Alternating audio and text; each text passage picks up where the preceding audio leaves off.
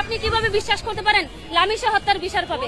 যে দেশের মানুষ, যে দেশে ধর্ষকের বাবা মাকে আদালতে আদালতে ঘুরতে হয়, দর্শকের পক্ষে উকিল নিযুক্ত হয়, দর্শকের জন্য আবার একটা রায়কে আবার আপিল করা হয়।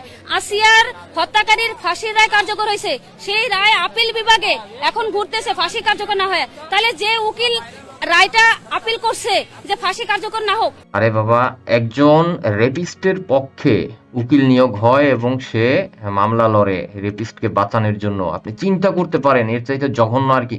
আরে ভাই, ওরে তো ভাই বাইন্দা পিটানো উচিত। তার প্রথমত একজন ধর্ষণকারী তার গোপনাঙ্গ কেটে দেওয়া উচিত আমার মতে। তার সর্বোচ্চ প্রকার টর্চার করে মারা উচিত। দর্শনকারীকে পুলিশে নিয়ে গিয়ে কোনো বিচার হয় না। দর্শনকারী পরবর্তীতে বের হয়ে স্বাধীনভাবে ঘুরে, কিন্তু দর্শনকারী ফ্যামিলি মান সম্মান নিয়ে এলাকায় থাকতে পারে না। তার যদি উপযুক্ত প্রমাণ থাকে যে হ্যাঁ 100% যে এই লোকটা একটা জঘন্য কাজটা করেছে, তার থেকেও জঘন্যভাবে শাস্তি দেওয়া উচিত।